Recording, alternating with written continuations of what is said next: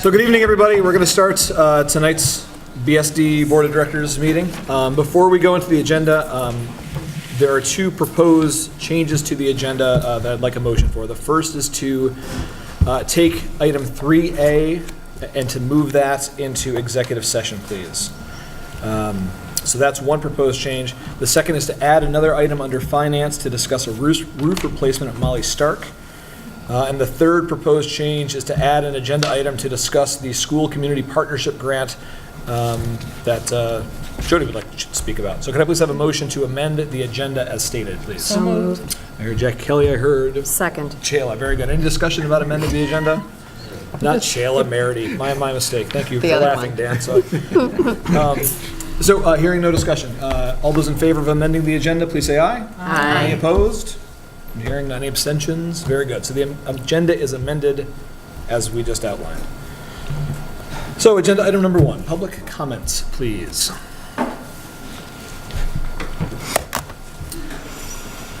I'm Kristen Mack from Bennington. I just wanted to mention a few items that were missing from the minutes from the last meeting. The first was that there's no mention of Donna Leap's resignation or retirement. Both terms were used. The second was the series of questions Chris Murphy asked of Jerry O'Connor. Also, just that the specific timeline issues were related to Facebook posts not being made because of a technical issue and meeting dates not being posted on a calendar but had happened. And then the final was Sean Pratt's second statement where he reiterated his previous statement but added his frustrations regarding one of his sons experiencing racism in our schools.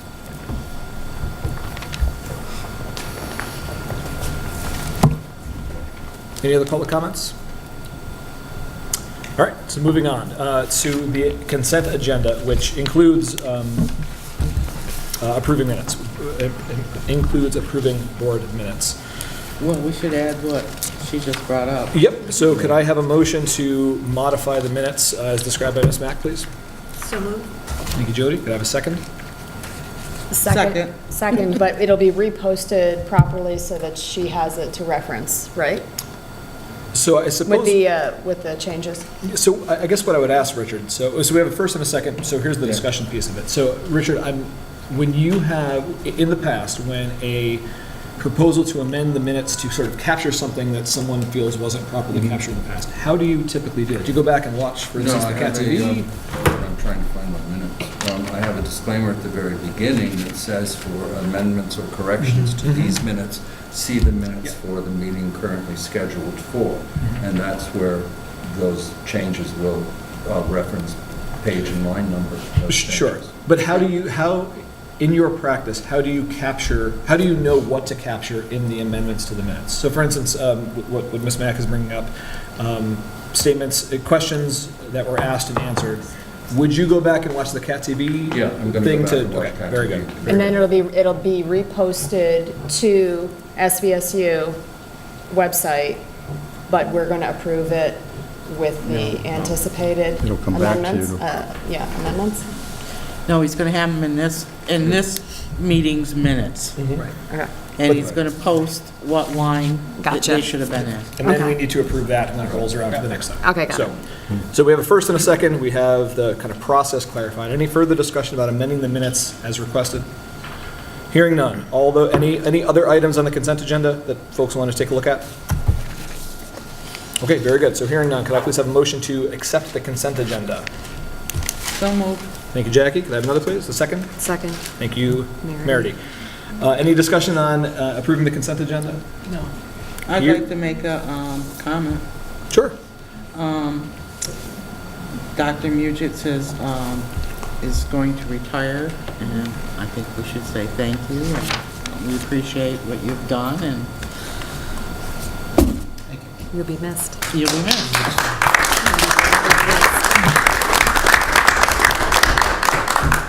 Thank you very much for your dedication to our school. Thank you. So we've had a first and a second and some discussion about it. All those in favor of accepting the consent agenda, please signify by saying aye. Aye. Any opposed? Any abstentions?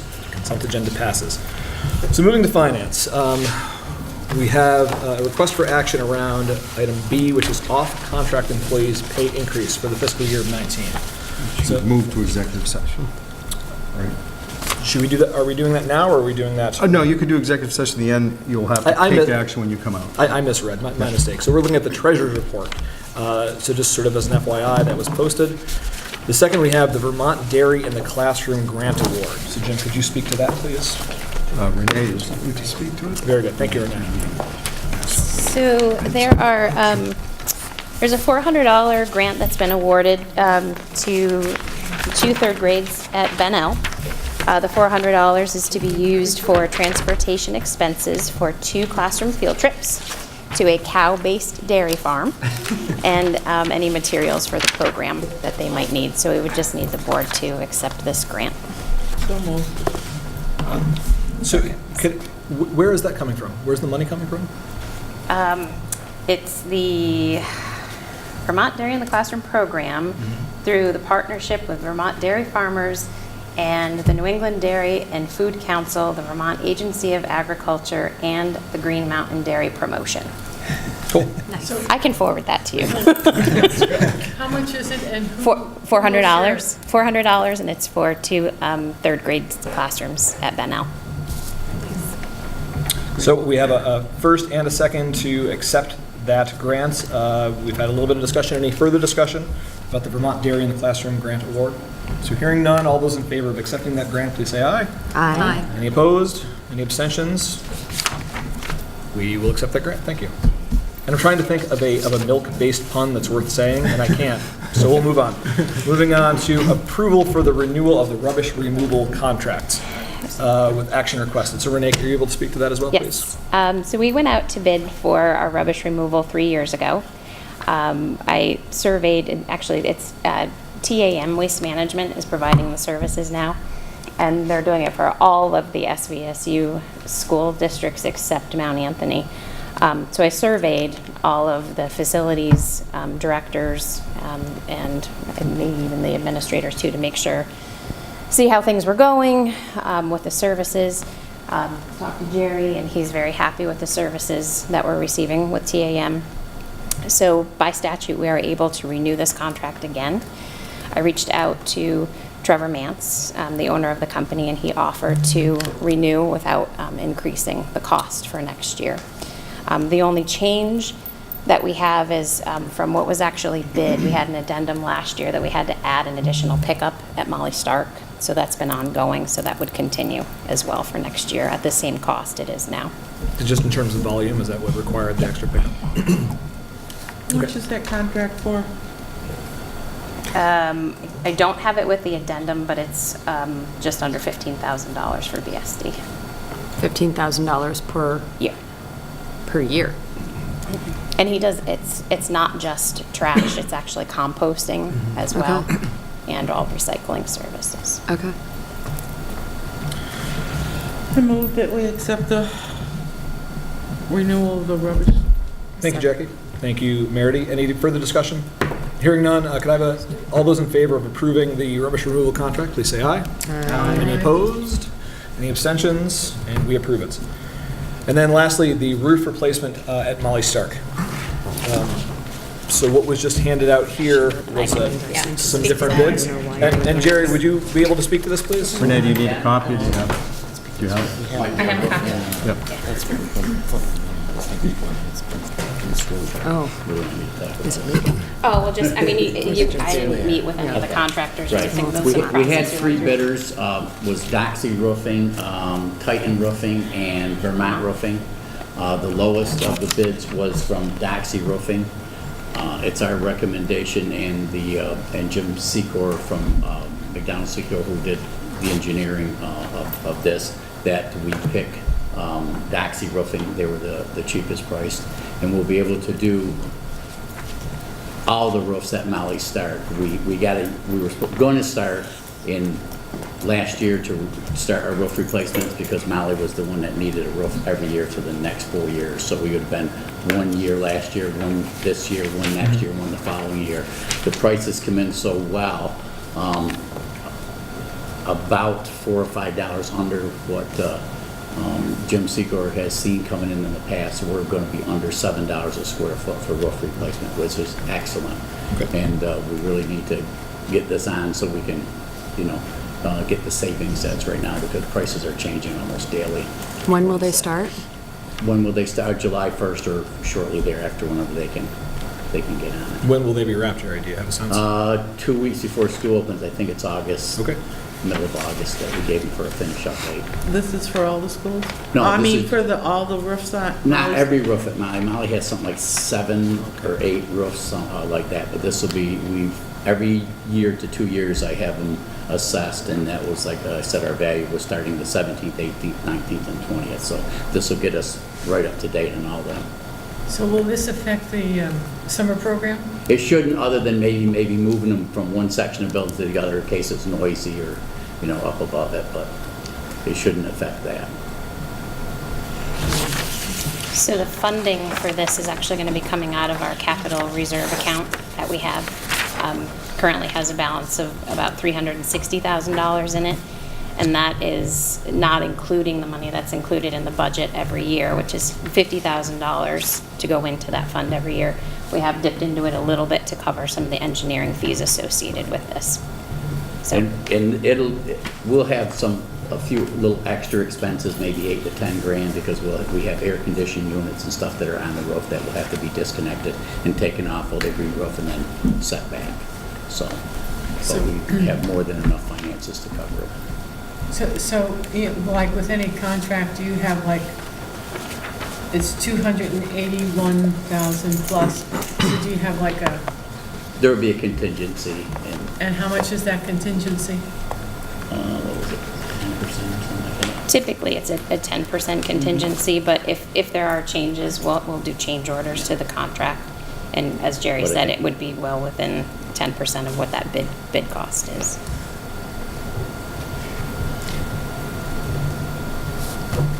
Any other questions about this? So we have 3 bids. We have a recommendation that we go with Doxy Roofing. The total amount on that is $281,341. Plus, I'm sorry? No, Plus 113. 113, right. Oh, I'm sorry. No, so 113 for Area A, but the Oh, I'm total- sorry, you were Yeah, right. it's it's the total of our Plus another revenues. 10% of that for contingency. So, could I have a motion to accept the recommendation and grant the bid to Doxy Roofing? So moved. Thank you, Jackie Prue. Could I have a second, please? second, Thank you, Jackie Kelly. Any further discussion? Hearing none. All those in favor of granting the bid to Doxy Roofing, please signify by saying aye. Aye. Any opposed? Any abstentions? Very good. So the bid goes to Doxy. Thank you very much. Thank you. Appreciate it. So moving on to agenda item 4, regular education matters. Principal College. Here we are. Well, we did respond and hear your request regarding, I think Jackie Pruitt talked about tech usage. So we had connected with our tech director, Frank Barnes, and I believe he has some information that he's going to share about usage in our buildings. Oh, did you want me to do that now? Yeah. Yes. Yes, come on. No, I thought I was doing it during I think we originally discussed that, but principals are going first, so you could do it under their report. see. Well, I'll hand this out. This is, thankfully, Dr. Mugis reminded me that this came up at the last meeting, and what I did was I put out a quick survey to that I sent to the principals and asked them to share that with their staff, and I got, this just happened on Monday. We had a really good, quick response, which was good to know. I'll read this, and before I begin, though, if anybody wants a copy of the full survey results, I'd be happy to share them with you. I'll just send a link to your email if you want to see them. Should I just assume that you're all going to want to see those? Please. Okay. So it was requested at the last BSD meeting, to have some information about how technology is being used with Bennington students. As means of gathering information, well, I just told you about that, okay. And we got 29 responses from Molly Stark, 23 from Bennington Elementary, and 11 from Monument. And I think that's pretty good in such short notice. That's pretty good in general when you send surveys out to teachers who are very busy. Yes? How many people responded? 40? 60, yeah, I put it here, 63. 63. Thank you. Yeah. Should be noted that each individual student has access to a Chromebook. There are Chromebooks available for every individual child in grades 2 through 5 in all of the schools. K1 has access to iPads, but it's not a one-to-one scenario. It's typically 4 or 5 devices per classroom. All the core classrooms have digital projectors. That means that people working one-on-one or some sped rooms and things like that don't necessarily have a projector at all or a smart board. And some teachers use document cameras. Those are the digital version of the overheads that we all knew when we went to school. Excuse me. But those are used as they're requested. Everybody doesn't have one, put it that way. Also should be noted that some of the respondents indicated they do not have a classroom or do not teach. This might include interventionists or SPED teachers who may not have devices in the area where they teach. However, students have access to devices all day, regardless of where they are in the building. As I mentioned before, there's a Chromebook for everybody 2 through 5. And they don't have to stay in the classroom. They can go to the specials, they can go wherever they want. That's just a matter of management. So I'm assuming that many times, and it looked like in reading the responses, that they do sometimes go to other areas. Also, I want to note, well, no, I'll do that later. I'm sorry. In response to the question, is there a Chromebook available for each of your students to use daily? 33 said yes, 14 said no, and the rest explained why they did not need or have one or didn't need to have one. I'm guessing that the reason that there was these no's was either it's from a K1 teacher who wouldn't have Chromebooks in their classroom, or a special teacher or an interventionist or things like that. So that's not all that surprising.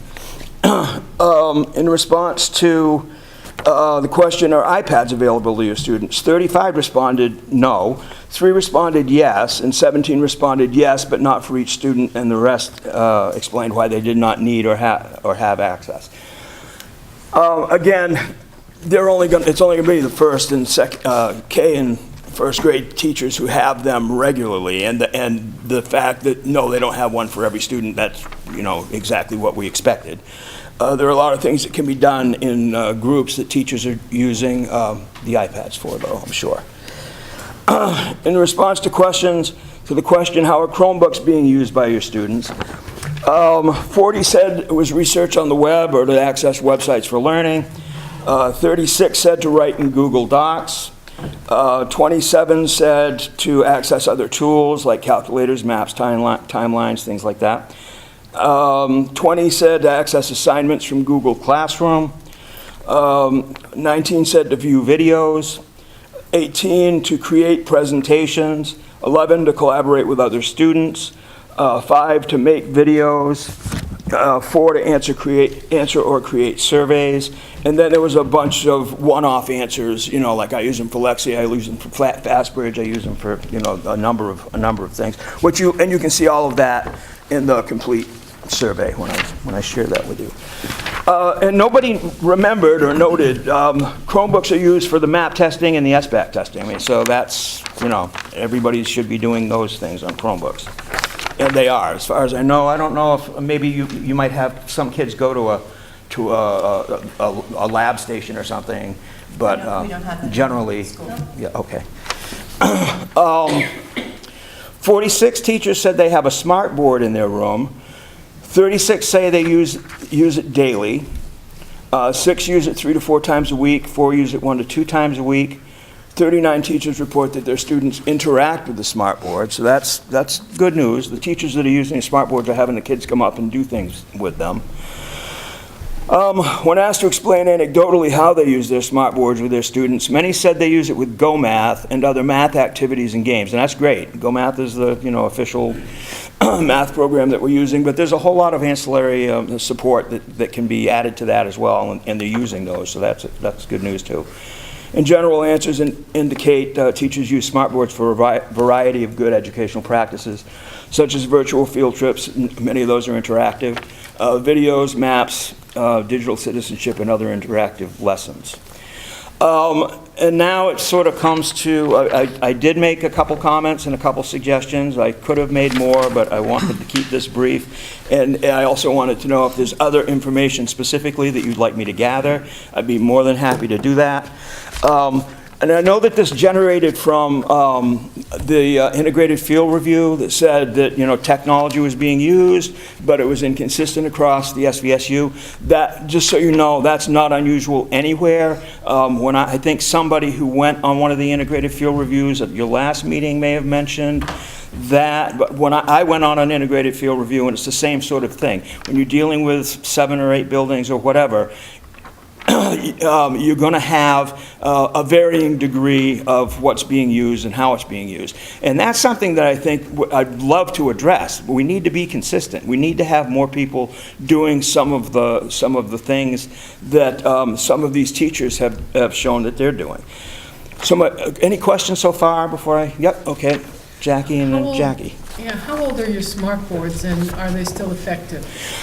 Some of the smart boards are very old. Some of the smart boards are, they're getting newer. But honestly, one of the suggestions I'm going to make is to not buy any more smart boards and to get rid of as many as we can through attrition as soon as possible, because there are many ways to access smart software. There are many ways to do this for half the cost of a smart board, and the smart board is very proprietary. It's a vendor.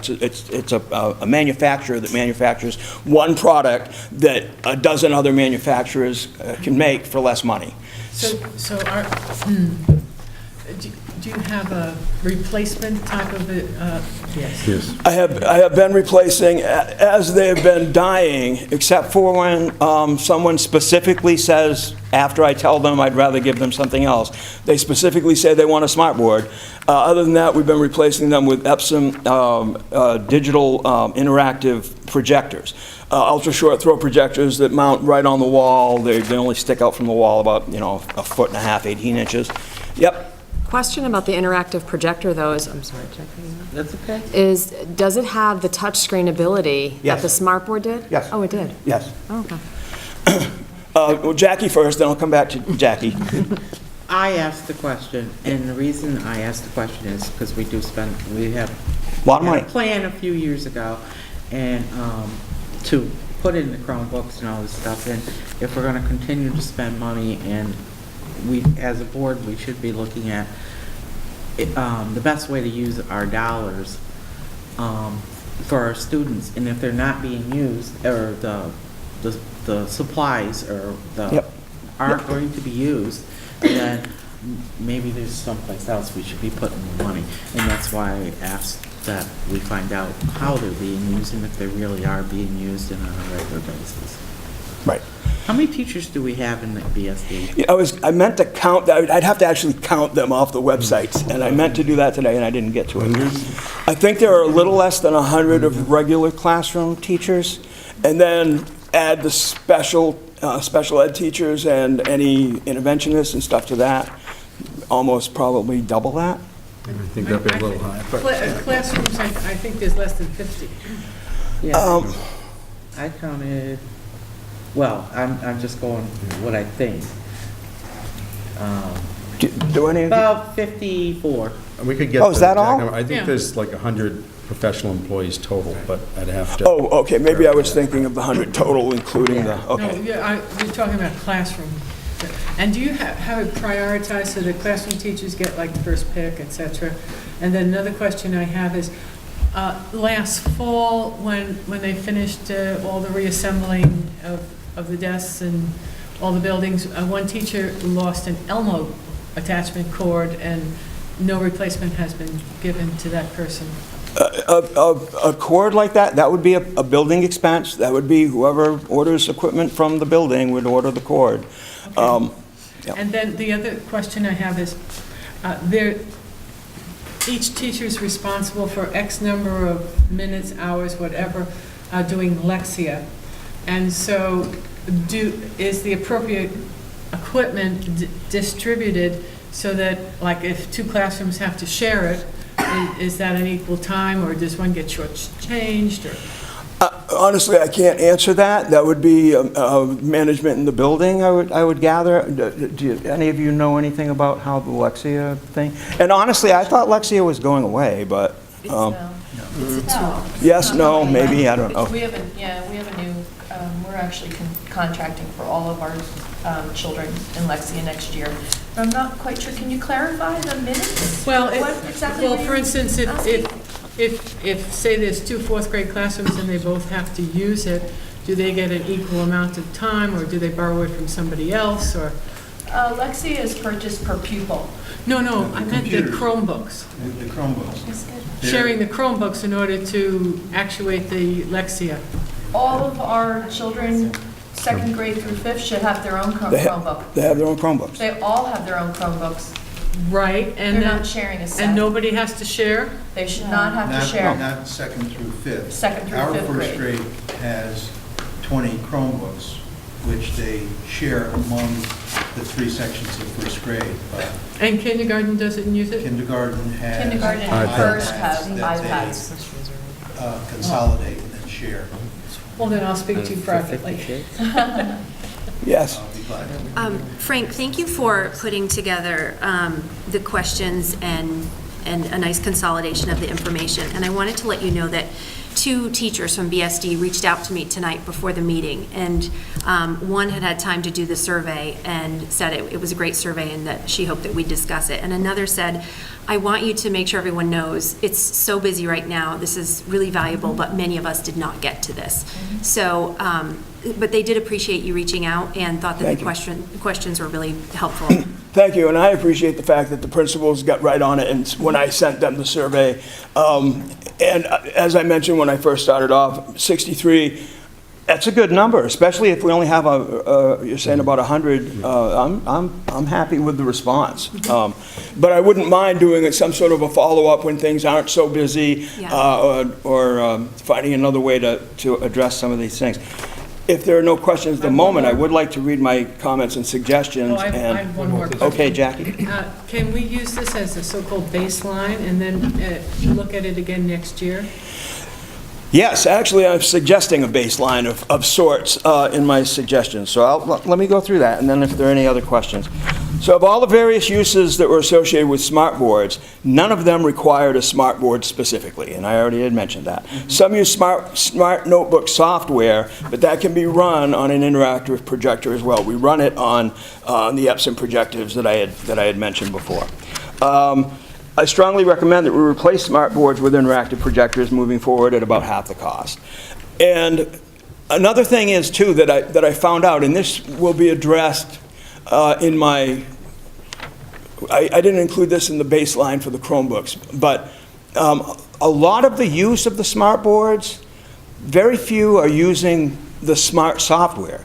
A lot of what they're doing, and it's good educational practice, but it could be just done with a projector and that has touch capability. It doesn't necessarily need the smart software. If a teacher has a bunch of lesson plans already built that they need the smart software to access, that's fine. But going forward, there's just so many other things that aren't nearly as costly. It would just make sense. My other thing here is some teachers appear to be using Chromebooks for a variety of sound educational purposes. However, there is a lack of consistency in how they are being used. I suggest that a baseline of tools and practices be identified and put into place, which should include, at a minimum, everybody's using Google Docs for collaboration and teacher feedback, not just for kids to write their stuff, but to interact with the teacher and with other people. And this is part of the ISTE standards. And the ISTE standards were adopted by the state as the tech standards for the state last fall. The Google Classroom is a learning management system. A number of teachers would greatly streamline the workflow between teachers and students. A lot of teachers have voluntarily started using Google Classroom. Sally Bisacchio has done some workshops on it. There's a master's class being offered this summer at central office. It'll be mostly online, but it'll start off at central office, that people can get more involved with it. The teachers who are using it, all the feedback I'm getting anyway has been really, really positive. it's just something that I think should be part of our practice moving forward. It's going to take some time, obviously, but I think we should have that as a foundation. And Google Sites and/or slides as presentations. The PLPs that are being created at the 6th grade onward through high school are being created in Google Slides. And it's a good presentation. It's like PowerPoint. It's a good system for students to start getting used to. It's a good, when they have to do a presentation, it's pretty easy to operate, it's pretty easy to deal with. It has a lot of good functionality. Another possibility would be if a teacher wanted to have their students create websites, then you could do a website. There are other things too that I think are really essential eventually, but not wanting to get in too deep with what it's going to take to just get these 3 things as the baseline. I think this would be a good starting point, because it's going to take, teachers need to be trained and need to be using the stuff regularly in order to understand, because Google doesn't stop. Google just keeps changing and changing and changing. So if you clicked on the left one day to access something, you might click on a green button on the right the next day.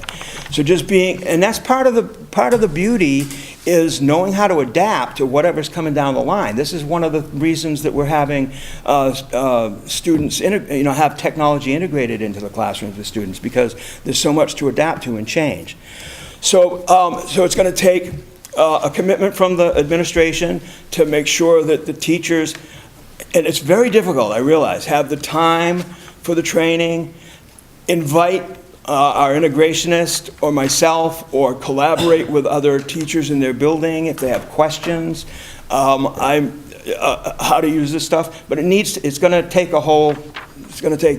take a village, so to speak, to make sure that this happens. Because we've seen what it's like when we just put the equipment out there and nobody knows how to use it, or doesn't want to use it for whatever reason, or thinks they're doing great just as they are.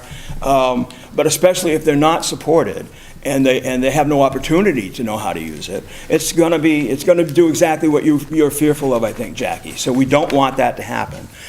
So that'll be another conversation, how we would make that work, but that would be my recommendation.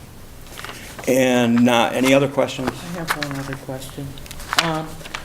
Frank, do we have are we replacing or updating our Chromebooks on a regular basis? Yes, we kind of have to. We did that 3-year thing a while ago. Yeah, we'll be going through another pass this summer.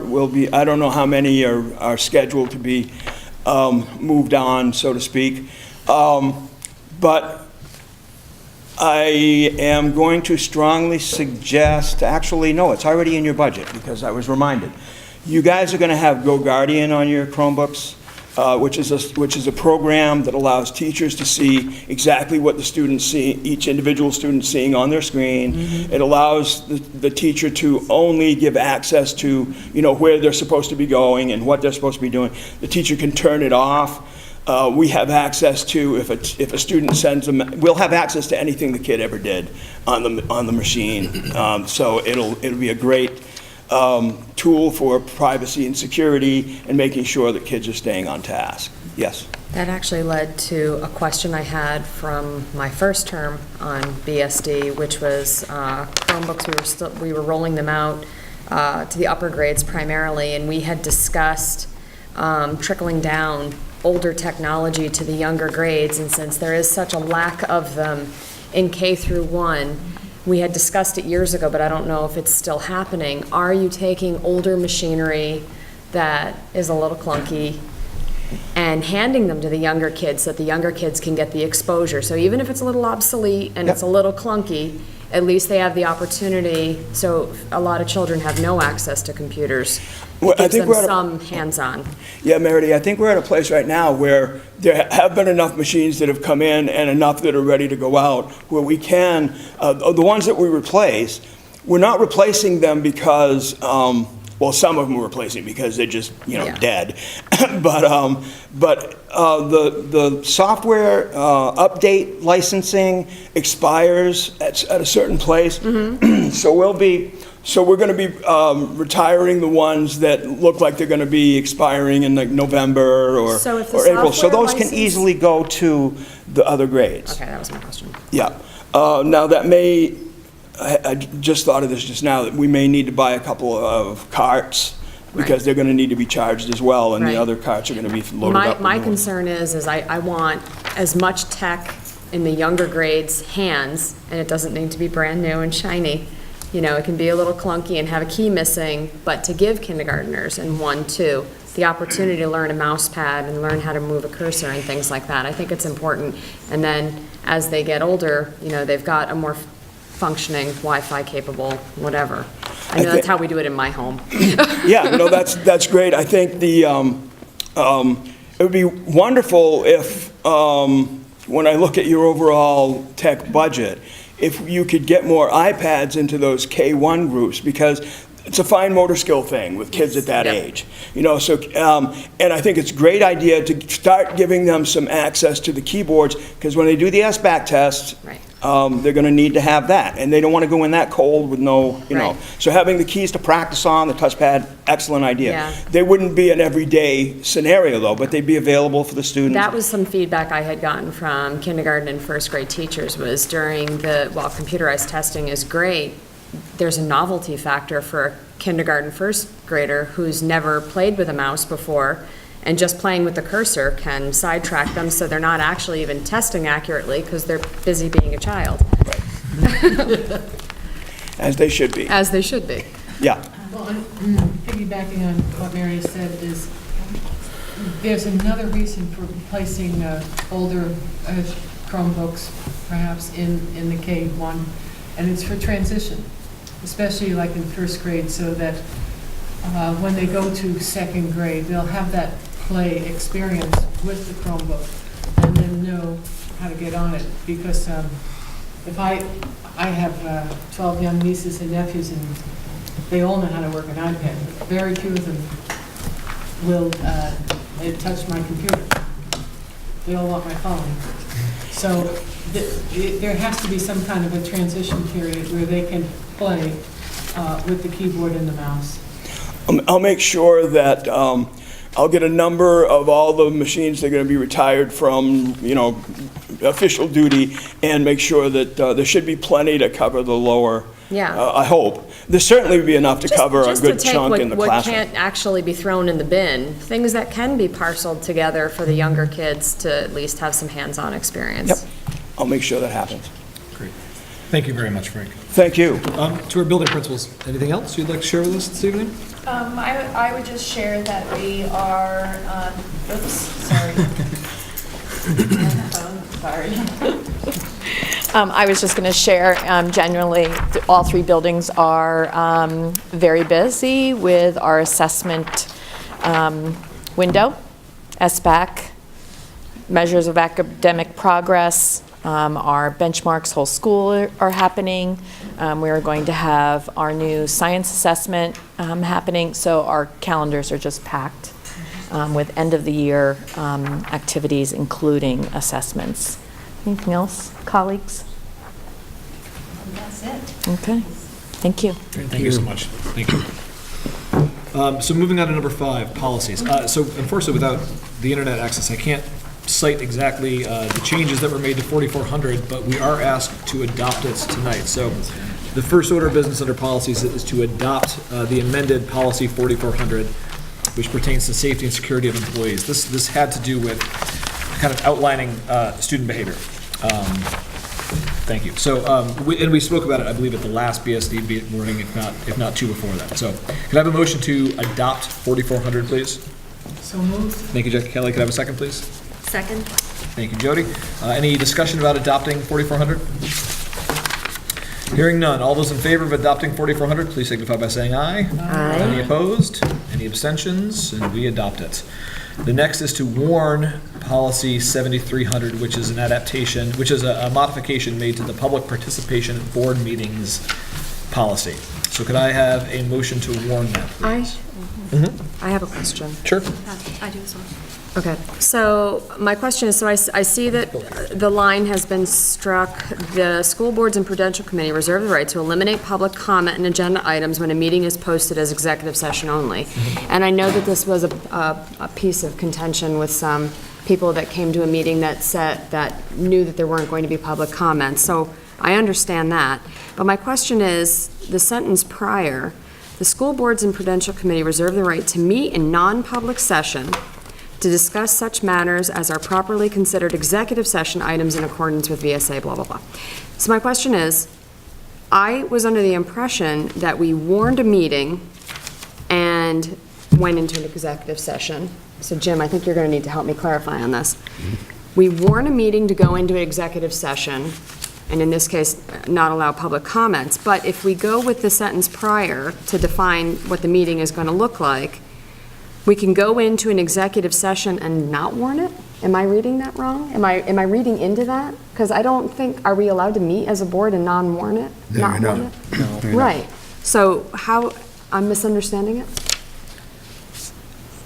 I have read, so that's not a change to the policy. I know, Right. So I've my always feeling read it is as- striking that line, how do we, what does that do? So the policy speaks to members of the public making public comments about either posted agenda items or to make recommendations for future agenda items. Okay. And, I wasn't there when the policy was originally adopted, but I had always assumed that because the only agenda item is an executive session, the members of the public would not know it's being discussed, therefore there's nothing for them to comment about. Right. However, that does not allow for them to make comment about potential future agenda Oh, I see. items. Okay. So because it was a two-pronged statement, because one doesn't apply, the other still does apply. That was my reading, but again, I wasn't Okay. there was not on board. when So I it was am reading adopted. this wrong, that this previous sentence doesn't mean that we go into a non-public session with an unwarned I don't meeting think to so. go into executive session? No. Yep, No. I don't think so. Okay. You have to warn it. Yeah, I thought we did. And I kept reading that. I've read it 4 times. I'm like, I don't think we can do that. Jody, you had a question? I just had a quick question on the agenda about, and maybe it's just the style of when these are drafted, but I noticed we assign minutes to public comments and consent agenda, but none of the other items. And so I just would like some clarification about why we would assign a 5-minute time limit to public comments. So I can't speak to what previous practice has been. I know that since I've been sitting on the board, we've allotted 5 minutes, except when we anticipated lots of public comments to be made. In which case, we've been willing to You've had open as that. many as 30 minutes and Yeah. longer. Yeah. And I would say very rarely does it go beyond 5 minutes. So I think it's always up to the chair's prerogative about how long we will be made available. Which is by statute that the chair can put a limit on it. It's the chair's judgment. And I think that we have let the public make comments, and sometimes when it's taken longer, and that's been great. I just feel like it's something we should maybe reconsider as far as limiting. It might be something we could reconsider as far as the assignment of that. Sometimes we'll have no public comments, sometimes we'll. Sure. Okay. So any other questions first before we have a motion to warn 7,300? Okay, so can I please have a motion to warn the adapted policy 7,300, please? So moved. Thank you, Jackie Brew. Could I have a second, please? Second? Thank you, Jackie Kelly. Any further discussion? Hearing none, all those in favor of warning 7,300, please say aye. Aye. Any opposed? Any abstentions? And it is warned. So here I would like to stick in the new agenda item of the school community partnership grants that Jody wanted to speak about or ask about. Yes, I just wanted to make sure that that our board was aware, our district was aware, both BSD and SVSU, that there's up to $70,000 available for request, upon request, from the AOE for a school community partnership grant. There are only 10 days left to apply. Jack Glade, the Executive Director of Tutorial Center, has reached out to central office, I believe, and and just wanted to make sure that we were aware and that those funds were available for application, and it's to provide out-of-school education. It's formerly what we did under something called SES, and it could be used for after-school programs, something separate from Seedlings, but it can be used for the education of students out of school hours. And Dan, did you bring up, somebody brought up a VSBA grant I that think this sounds is similar to this this. is similar, but it doesn't sound like it's like the If this same. one's from the OE, it Yeah. wouldn't be Okay. the same. Right, so this VSBA is is different. And that Okay. expired today, I believe. Jim, do you know if any I efforts? can give a report on that. Sure. Next meeting, I can't speak to it tonight. So there are 10 days left to apply Yeah. for that? Is that what you said, Jody? Yeah, I think he might have reached out to He did. to Dr. Leap last He week. did, yeah. Okay, thank you. Okay. Great, okay, thank you. Anything else about that from anyone? The school community partnership grant? You said it was Jack Glade? Mhm. Do we know what his title is? Director. Of what? Tutorial center. Oh, Jack, oh, yes. Not AOE, okay. But Free money, always good. Great. Okay, so moving on to the next agenda item, a report from about the SVSU. Okay. Since I was the only one there this time, I will do the report.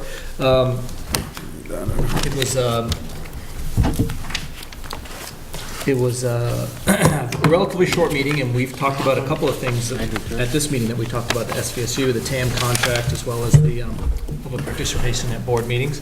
I think the most important information that was shared, and I think we already know this, but it was highlighted, that there are several important positions that are available and being sought to fill at the SVSU and district-wide, including an HR director, correct me if I'm wrong, Jim, on these, assistant superintendent, and a principal, as well as several teacher positions. So we are actively recruiting. Yep. Oh, and the public information coordinator, yes. So those are all important positions that are in various stages of review of applications, et cetera. And so we will be having some new faces in a very important position in the next few months. I know Jim and the central office are working through that. So, anything to add as far as positions, Jim, that I missed? No, that's covered over. Okay. Great. Any questions for Dan? All right, so moving on. The next agenda item is a discussion of the proposed position statement regarding arming teachers. And was it Dick France who? Yes. Dick France at the SU meeting. Yeah. So Dick France from Woodford had proposed this at the SVSU meeting, I think 2 meetings ago, and I'll read it out. So this is a proposed position statement. The Southwest Vermont Supervisory Union and its member school districts value the work performed every day by all personnel, including teachers. School personnel consistently perform tasks beyond their job descriptions. The SVSU will not ask these personnel to accept the additional responsibility to carry arms. The SVSU will not support arming teachers, volunteers, or other school personnel.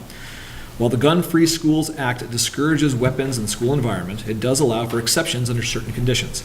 The SVSU will acknowledge an exception only for trained police officers and will comply with directives in policy number 5089, weapons prohibition other than students.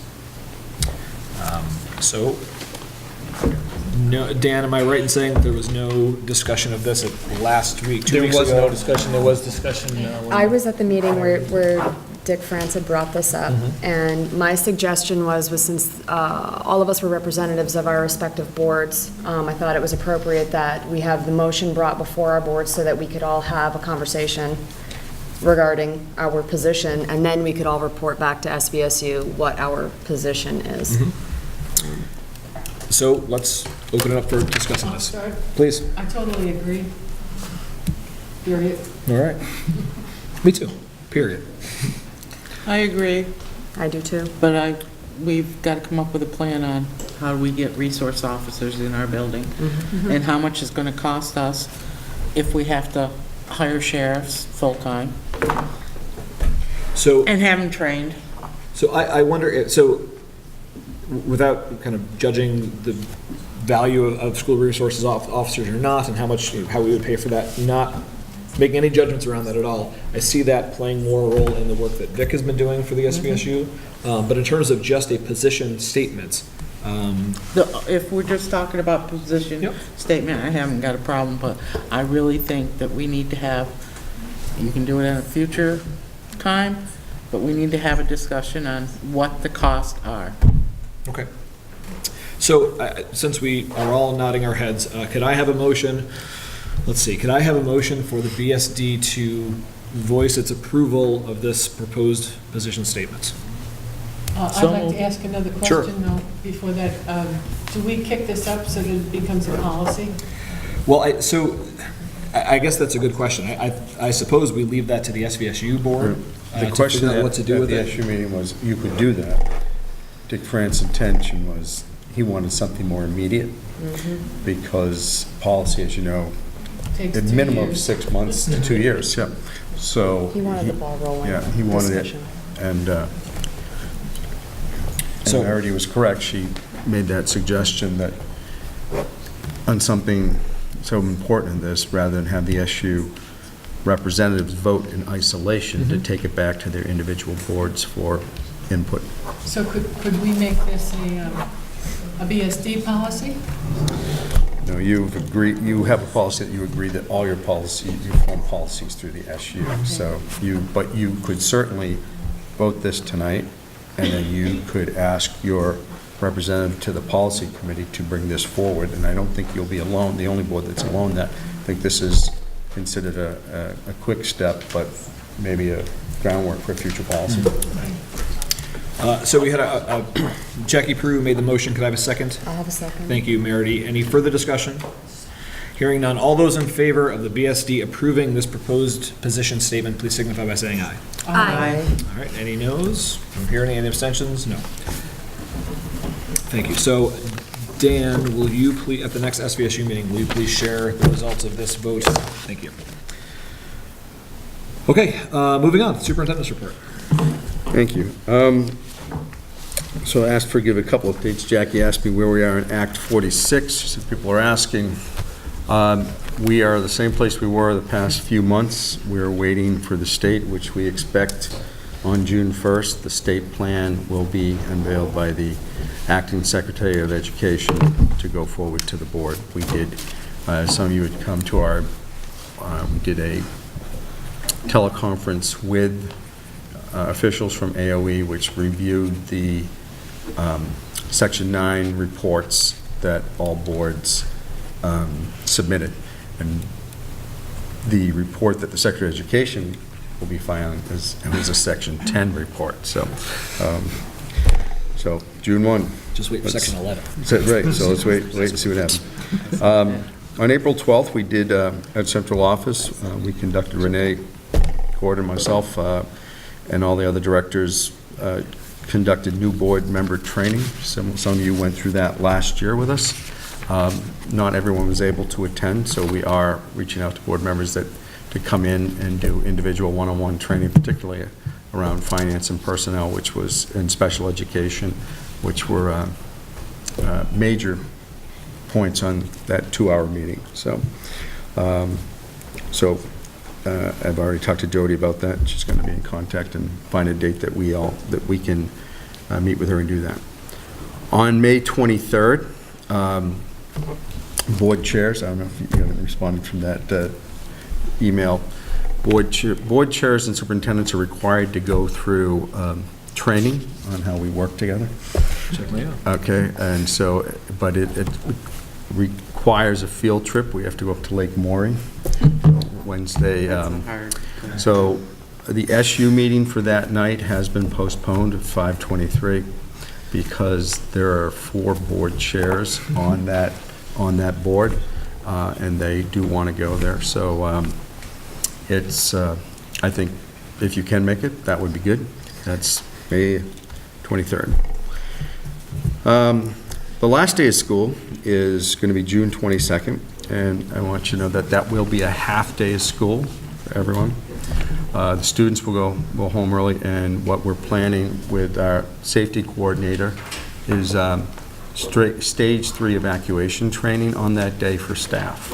So, so that we do it without students first, so that staff gets, the high school has already done this, but they also want to do it again. So that principals will be hearing about that coordination. So I think this is critical that So if we ever have to do it with students, everyone has an idea of where they're going on that. So we have that plan, we have that safety plan, but it's a lot better when we actually walk through it. So that'll be happening on that. And then the last 4 days of school, the 25th through the 28th, we're pretty close to unveiling those plans. The first day, Monday the 25th, will be a replacement day for the professional learning day that was snowed out. So whatever was on that agenda will be on the 25th. The Tuesday and Wednesday, teachers will be in their buildings for principal-directed days, but with defined training coming from curriculum development. And on Thursday, the 28th, it's going to be a teacher-directed study day. That's what we're still working out, and how they will be required to submit a plan prior to that day of what they will be doing on that day on June 28th, along with with specifics of what we want to, what needs to be accomplished, but how they do it can be part of the plan that they submit. So that'll be on Thursday, the 28th. And I hope that, I see the principals on that, I hope that we will have that all ready to unveil to you at our meeting on Tuesday, so then you can get it out to your staff, because I know everybody's anxious about that. I have a memorandum of agreement for the support staff contract, which was settled back in the fall, and when we went to go to print it, an error was discovered in Article 18 for the educational support personnel and around health insurance. What we believe happened is our attorney or their attorney, somebody submitted, they're negotiating multiple contracts and cut and paste the wrong boilerplate language for health insurance that wasn't us. So what you have in front of you is the correct language. The action I need is that this board to authorize that the chair can sign the official one copy of memorandum of agreement, that this is what both sides agreed to. So this is the language that both sides agreed to in negotiations. It just didn't make it into the printing. So it's held up the final printing of the contract. So I don't know if you... I move. Thank you, Jackie. Could I have a second on that, please? Second? Thank you, Judy. Any further discussion on this? Hearing none, all those in favor of empowering me to sign this to make the contract A-OK, please signify by saying aye. That's Richard. Aye. Not that language. Thank you. Any opposed? Hearing none? Very good. So it passes. And the rest of what I'll have to say, I need time in executive session with you, but Dan Monks did mention, what's been keeping us busy this time. So that's right, assistant superintendent position, principal at Molly Stark, the director of human resources, the public information coordinator, principal at Mount Anthony Union Middle School, not to mention High school. high school. Did I say middle school? High school. Sorry, Tim Payne, if you're home watching. So the interviews for director of HR were completed today, so hopefully I will have recommendation and announcement on that. There are 2 finalists for Mount Anthony Union High School principal. We'll be announcing who they are on Friday. They're both coming in for final interviews. I met with the high school screening committee on Monday afternoon, where they presented the 2 finalists to me, and so I'll be sending out an email to the board on who they are, and we're just waiting for confirmation that they are accepting being a finalist and coming in for interviews on Friday, which we received this afternoon. That's moving along. The public information coordinator interviews are tentatively scheduled for next Tuesday afternoon, and we haven't finalized the rewrite of the job description for the assistant superintendent. As we look at these, and when someone's been on the job for a while, they're not necessarily up to date or accurate, so that is in a rewrite right now, and we hope to have that posted by the end of this week. And That's it. Great, very good. Any questions for Jim? I do. Please. I do. You go first this time. Jim, I don't think it was last meeting, but the meeting before, you said Donna was going to a BSBA workshop where they were gonna, and we could apply for a grant for community involvement, how to get the community involved. Did we apply for that grant? So she did not able to go to that workshop because that coincided with the death of her mother, so I don't know if you were aware of that. No. And so the status of that grant, I believe we did apply this week. Yeah. Okay. My question is probably between you and Frank, so I'm not sure Mr. Barnes, who's going to help me answer this. I think Frank should answer. Oh, well, so I understand this evening the internet is down in the building, and it leads me to a previous question from a previous meeting, which was for safety purposes, we were splitting our company so that when things were down, that we still had access to phone lines, that there was a backup plan. So my question is if the internet is down this evening and we were working on it prior, firstly, is it up and working yet? So that the backup person, I can't remember who it was, Sovernet, is Sovernet in play at this point, or how long till they'll be in play? And then where are we at with a hard line into the building so that staff can call out if there's an emergency? Yep. If things are down? Yep. And parents can call in, which is another concern. Yep. I'll address that question first. The hard lines are all in place. There's copper wire and there's the backup fiber line as well. If the phones go down, it just has to, the copper lines that come into the building, typically one is running the fax machine and one is running the alarm system. And if the alarm system goes off, it takes over. So if the alarm system goes off, once we shut the alarm off, then it automatically goes back to the fax. So it's a matter of plugging a phone in to the fax line, and you can. But we did buy phones for all the schools. But I have to. We bought phones. Yes. I have to say, though, my concern is that if the staff is busy and they don't realize that the internet's down and they don't know to plug in a phone, firstly, as a parent, I don't have a number to call in an emergency. And when I call in, it automatically goes to the same voicemail I always hear. So I think Mrs. Tern has my message for a transportation change because to the parent's ear, the voicemail sounds identical. So I've left a message now in a vacuum because Mrs. Tern can't access that voicemail. So as a parent, if things go down, I don't have a way of calling in saying I have an emergency, and they don't have a way of calling out saying they have an emergency.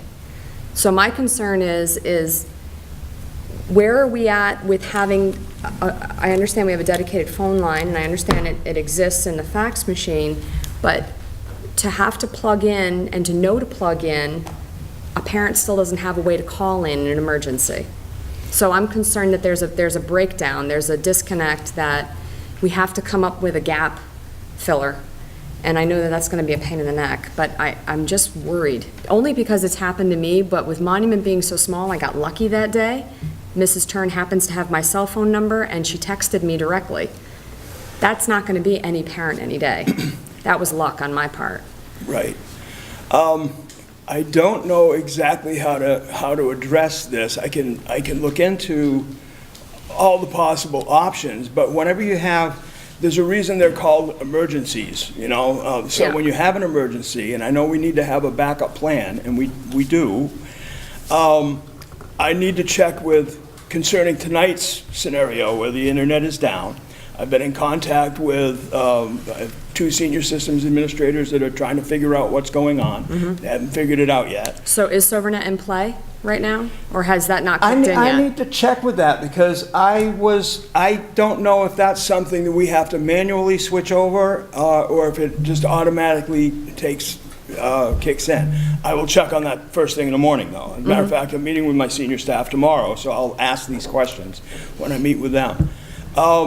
We do have, what we have is the large regular internet connection, and then we added a 50 megabyte line for phones, So it's a separate phone scenario that could carry, it's because it's fiber, it could carry limited internet as well. So that was the plan that we had put in place. I will talk to my guys tomorrow. I know they're working on what's going on right now, and I have no idea what's What causing was that, around tonight's- 5 o'clock this evening, maybe, what time was after school? And it's everywhere. It's not just here. It's everywhere. So past experience of mine is it's something, either it could be something critical in our system, it could be something critical in the Sobernet system or the Fairpoint system that's coming in, and I just don't know. It could be a pole out somewhere. I don't know. I had internet at home when I left, so I'm assuming it's not something like that, but I'm just looking at the disconnect where if there is no phone service and they can't call out and I can't call in. So what my feeling is, and I don't know how other parents feel about this, but I feel like we need to know what is the double secret backup phone number, where if everything fails, and we need to get a hold of you because I have an emergency and I have to have somebody who's off, I have emergencies just as well as everybody else does. So I feel like there's a gap that needs some filling in there, and there needs to be a phone number that comes out to parents that says something. And if I just may add, I think you're talking about the issue that you're leaving a message, and you think you're leaving a message. Yeah, because with it us. sounds the And same. when the internet comes back on, and our phone system comes back on, it is not on our It's message not. system. Light doesn't light up, it's never there, so I don't know where it's going. Yeah, and the only tip-off, and it's only because I end up calling with so many transportation changes for my children, I've got the numbers memorized. The only thing different in the voicemail is normally it'll give me the number if you'd like such and such, if you want so-and-so. That doesn't come up. Now, in hindsight, I remember thinking, boy, that's peculiar. It usually gives me mailbox options, and it didn't that time. But I wouldn't know that. Normally, I only know that now because it happened. There's some safety gap in there that needs some filling in. okay. I hear you loud and clear. I will definitely look into that, yeah. Frank, at my house, I have another phone connected to my fax, and so the fax goes into the internet of sorts, and then I have a splitter for the phone, and so it can go both ways. It will ring and give me a fax, but it will do either one. So if there's no fax going on, it will ring. It's a small splitter, it costs 36 cents. I'll check into that. My suggestion would be, it's my suggestion, that we have a dedicated line. And Linda, do you know, is the second fiber line a dedicated line? I thought that's what he was talking about, but I don't know for sure. I thought that was the plan. I thought that was the To have a plan, line Frank. that- Somebody want to call the office? We'll see if the phone rings. What's the number? I don't know. I'll call them. But I think parents need to know that second number. I'm going to differ with that. Yeah? I'm among the few that are old enough to remember that schools operated before the internet, Yeah. before cell phones, and we made adaptations. If there's a loss of power, I don't want that line clogged by Nothing. 30, Not even a 50, ring. 60 parents. I may need to call outside authorities, central office, other schools, depending on the status of that emergency. And we would be unable to get out if it's clogged with people calling in. Yeah. That would definitely be an issue. Yeah. And- But you could and also use a albeit cell phone it's if you had no concern. power, in theory, right? I respect the concern of the parent Yeah. who's making a transportation request. But if there's an emergency, that's lower on my list of priorities than the safety and communication with outside authorities, with the central office and others. Right.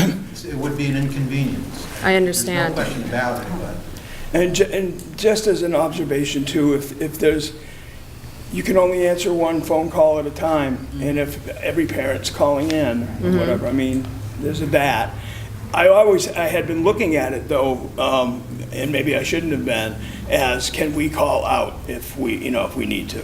So that's the way I had looked at it, because we'd want to certainly make sure that we could do that.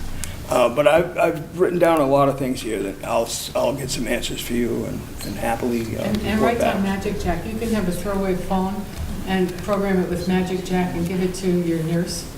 And Magic Jack costs $35 a year. Well, doesn't everybody pretty much have a phone with them in their? What was that? Cell phone? The most, I mean, In my own, Right, but we, like, when the phones go down, I did try to use my cell phone to call Central, and I can't get Central. because their phones were down. Everybody's Right. down. So I can't get any Right. with anyone. but you can call the police. I mean, I'm not On my making, cell I'm phone. definitely not making Yeah. excuses. I'm No, just, no, no. Yeah. Of course. Yeah. But we were trying to figure out what's going on. Is it our building, Right. so, I mean, we had multiple failures at that point. Yeah. yeah. So SilverNet's going to alleviate the backup issue, but then there's the gap issue. right. And I never did have an opportunity to tell you that regarding that 2 or 3 week period or whatever it was, when we were totally in the dark. Right. It was really bad news. That was entirely the fault of Fairpoint. And they acknowledged that, they apologized for that, they sent money to us to make up for that. They did. They reimbursed us. There was, my guys were working on it day and night, and they just kept coming up with the same answers. And when it all was said and done, it was out of our hands. There was just nothing we can do. And sometimes that's the answer. It's like saying your prayers. You can pray for whatever you want, But that's why we whether or looked not at they what get our answered. copper lines could do, and that's when we ordered the phones for the copper lines. And we do have copper lines, so, Right, so that's an interesting thing, though, how we manage those copper lines, but we may need to bring in a third copper line. Right. So So a that's something I'll bring up dedicated phone tomorrow. that stays, but, Remind me of all this. but the points are valid. One, you cannot take, that's one call coming in at a time. And it's, it's not going to be the remedy for everything. It's not going to be ideal for every No. scenario, but But- I think at least it, And where do we publish that number? Because Well, you there's a can- dedicated line. well, Mrs. Colley never has a Right. problem blitzing us with the K-12 alert. So I think it could go out as a K-12 alert. It could go out in our handbook And I at the beginning of the typically year. just use my data. If I needed to do something like that, I think that's what I did, Mhm. use my own data, take off my internet, just not. Because I could see where if we publish that number, They'll call it. they'll call it all the time, where then that's not being necessarily monitored, so it would be, But if you tweeted them, if you tweeted everybody and told them, this is what's happening, be patient. Or If they needed to come and pick up their kid or call, they'll find a different way. Another possibility would be if it does go to the fax line, the fax line is published, we could tell people in the case of emergency and you can't get through the regular line, call the fax line, and Right. otherwise, if they did it, they'd get a fax They'd get a fax noise, tone, but right, if yep. there was an emergency, they'd be able to get through. okay. Okay, great, thank you. Thank Obviously, you. we're not completely out of the woods yet on Yes. this. Okay, yep. So, anything else for Jim? All right, so moving on to the chair's report, very, very brief, just really 2 points. I wanted to note that Jody has agreed to be on the admin contract committee, so thank you very much, Jody, for that. And I just wanted to also express my appreciation for Dr. Mudis. So I came on the BSD scene right around the time when he thought maybe he wouldn't be principal of Molly Stark, and then he was, and now he's not again. And that's really what I'm struck by, Dr. Mudis, is the size of the positive impact you've had on that school in such a short period of time. And thank you very much for all of your efforts there, and I know you'll be missed, and it's a hard act to follow. So thank you.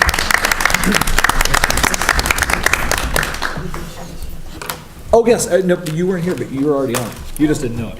And Jackie Kelly's on the negotiations committee for the support, so thank you. So moving on to item 10, FYI. So there's 3 things that were posted: the SVSU enrollment information, budget status report, and the FY17 audits are available for review on the SVSU website. So, could I please have a motion to move into executive session as per 1 Vermont statutes annotated subsection 313A3, please?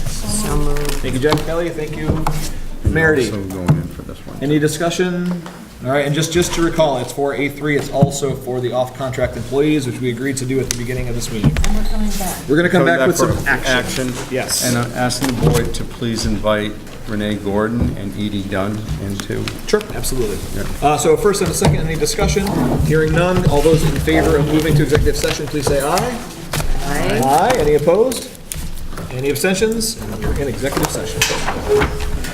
To come out of executive session. So moved. Thank you, Meredith and Dan. Any discussion about coming out of executive session? No. Hearing none, all those in favor of coming out of executive session, Aye. please say aye. Any opposed? Any abstentions? We are out of executive session. So, one of the items we discussed in executive session was pay increase for off-contract employees in the fiscal year 2019. A little bit of background, we had already voted and passed in the BSD budget giving a pay increase to the BSD custodial staff to bring them on par with their SVSU counterparts.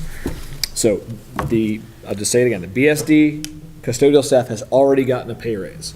Fantastic. Therefore, I'm hoping to have a motion to approve a salary increase of 3% for all off-contract employees with the exception of the BSD custodial staff. So moved. Thank you, Jackies. Any discussion?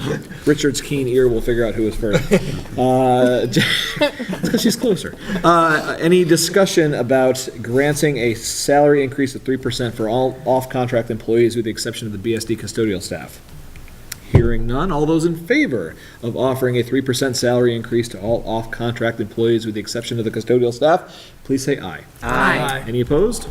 Any abstentions? And the motion carries. There is a 3% salary increase for all off-contract employees with the exception of the BSD custodial staff. I move that we adjourn. Second. Thank you and thank you. Any discussion about adjourning? Any at all? Do we want to discuss adjourning? Hearing none. All those in favor of adjourning, please say aye. Aye. Any opposed? Any abstentions? No, I don't vote. Very good. We are adjourned. Thank you. Thank you, Cat TV.